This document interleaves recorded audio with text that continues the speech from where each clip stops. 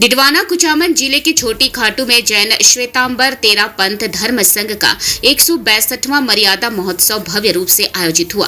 कार्यक्रम में आरएसएस प्रमुख डॉक्टर मोहन भागवत व जैन धर्म गुरु आचार्य महाश्रमण विशेष रूप से उपस्थित रहे।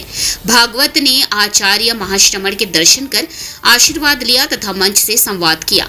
आचार्य महाश्रमण ने सत्य, अहिंसा, करुणा व मर्यादा पर बल देते हुए कहा कि संतों और ग्रंथों का संदेश जीवन दिशा बदल सकता है।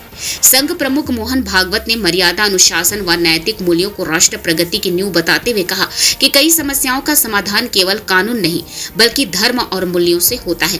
उन्होंने भारत द्वारा पाकिस्तान, मालदीव, श्रीलंका जैसे देशों को बिना स्वार्थ की गई मदद का उदाहरण दिया।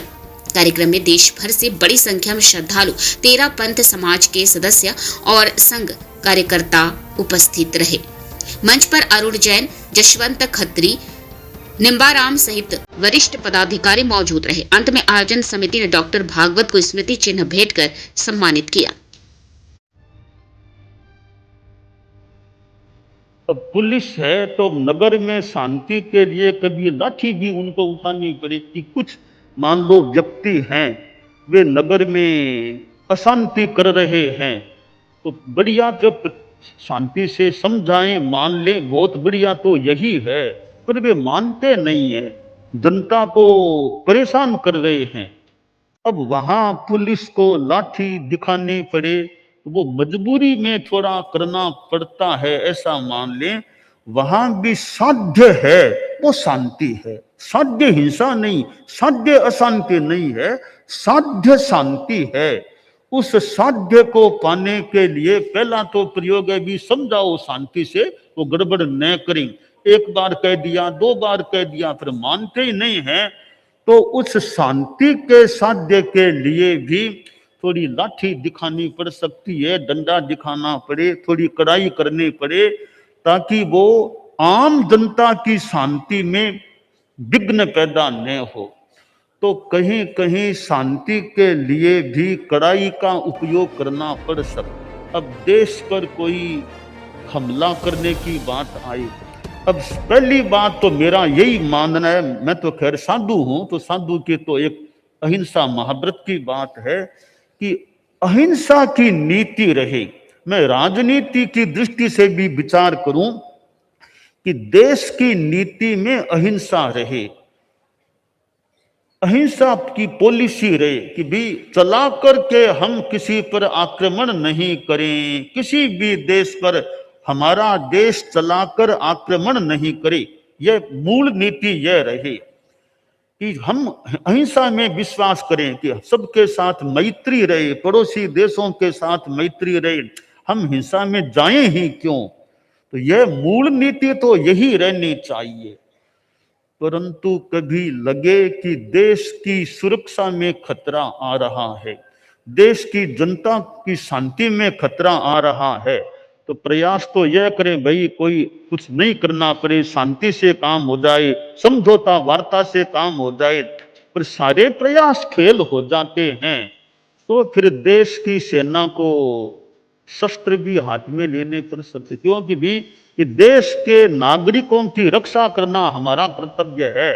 वो शांति से हो तो हिंसा को हाथ में लेना ही नहीं, तो मजबूरी है, वो हो नहीं रहा है, फिर कभी सेना को शस्त्र हाथ में लेने पड़े, कुछ करना पड़े, तो उसे मजबूरी में किया जाने वाला काम माने। मूल बात तो अहिंसा है, मूल बात तो मैत्री है। इसलिए यह अहिंसा हिंसा के कई तरह के विकल्प या कई तरह के पॉइंट हैं कि मूल तो अहिंसा है, परंतु अब खाना पीना करें वहां भी थोड़ी हिंसा, खेती बाड़ी करो वहां भी हिंसा हो जाए, वो हमारी मजबूरी की कह दे, एक असत्य है, उसको टालना ऐसा मान ले, तो वो हिंसा, वो आरंभता हिंसा। और कभी देश की रक्षा के लिए हम साधुओं को तो मैं कहूंगा कि तुम्हें तो कोई कुछ भी कर दे, तुम्हें तो सहन करना, हमारा धर्म तो सहन करना है। संतों से तो मैं ये भी हम देखते हैं कि भारत सबकी चिंता करता है, सबको देता है। संकट समय में प्रामाणिकता से, बिना स्वार्थ के दुनिया के देशों की मदद करने वाला एकमात्र देश दुनिया का कौन है? भारत। वो तो पाकिस्तान में बाढ़ आई तब भी मदद करने को गया। पाकिस्तान इतनी हरकतें करता है हमारे खिलाफ। उसने मालदीव की मदद की, उसने नेपाल की मदद की, उसने श्रीलंका की मदद की। अपनी स्थिति अभी बढ़ रही है, ठीक हो रही है, तब भी अपना पेट काटकर सबकी मदद उसने। ये भारत में होता है। कारण क्या है? धर्म। ये जो धर्म है वो संदर्भ है, वो रेफरेंस है। क्या करना चाहिए, क्या नहीं करना चाहिए। अहिंसा कब, कौन सी अहिंसा है और कौन सी अहिंसा नहीं है, संदर्भ क्या है? धर्म। महाराज जी ने कहा कि अहिंसा परम तत्व है, परंतु उसकी रक्षा के लिए कभी कभी पुलिस को लाठी उठानी पड़ती है। उसकी रक्षा के लिए कभी कभी ये धर्म है, ये रेफरेंस। लाठी है पुलिस के पास, चाहे जैसे नहीं चलाएगी, उनको भी आदेश रहता है लाठी चलाओ आवश्यक है तब, लेकिन ऐसी मत चलाओ कि लोग मर जाए, लोग भाग जाए। ऐसा करो। ये अपनी परंपरा में, हमारी परंपरा में हम खेती करते हैं तो हमारी परंपरागत तरीके से हम अपने पेस्टिसाइड्स बनाते हैं, कीड़ों को नियंत्रित करने की। हजारों वर्षों से खेती हो रही। अभी जो पश्चिम के ज्ञान के अनुसार रासायनिक बने हैं, वो क्या करते हैं कि इन कीटों का पूर्ण विनाश कर। लेकिन हमारे कीट नियंत्रक विनाश नहीं करते, वो नियंत्रण करते। वास्तविक वो कीटनाशक है, ये कीट नियंत्रक। उनको भी जीना है, उनको भी खाना है, परंतु वो खाना मनुष्यों के लिए हानिकारक न हो और मनुष्यों का उसका प्रतिकार करना उनके जीवन के लिए हानिकारक न हो। ये जो संतुलन है, वो व्यवहार का संतुलन उस संदर्भ के कारण आता है। संतुलन के लिए एक अनुशासन का वर्णन करना पड़ता है। वो अनुशासन हमारे यहां बताया है, अपनी परंपरा में सब आता है। ये अनुशासन ही है, सत्य, अहिंसा, अस्तेय, अपरिग्रह, ब्रह्मचर्य, सारी बातें। संयम भी अनुशासन का ही पहला कदम है। और ये किस लिए है? क्योंकि हम धर्म जानते हैं, धर्म करते हैं। इस धर्म को संपूर्ण दुनिया को देने का काम समय समय पर भारतवर्ष ने किया है, भारतवर्ष करता है, भारतवर्ष करेगा।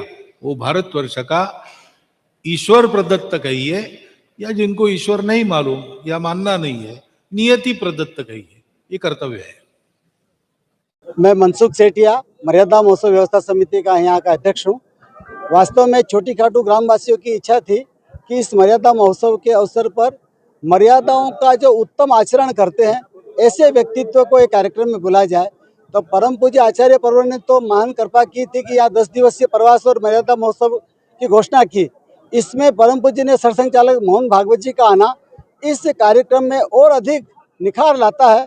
दोनों ही महापुरुष जो हैं वो अपने आप में मर्यादा के सर्वोत्तम आदर्शतम पुरुष है। तो उनके द्वारा निकला हुआ जो उद्बोधन है वो यहाँ की जनता को प्रेरित भी करेगा और आचरण करने के लिए किसी न किसी रूप में उनमें एक उत्साह आएगा कि हमें भी अपने जीवन में मर्यादाओं का, अनुशासन का, संयम का, अध्यात्म का कैसे अपने जीवन में आचरण में ला सकते हैं। इसी को ध्यान में रखते हुए आज का ये कार्यक्रम की पूरी रचना की गई थी।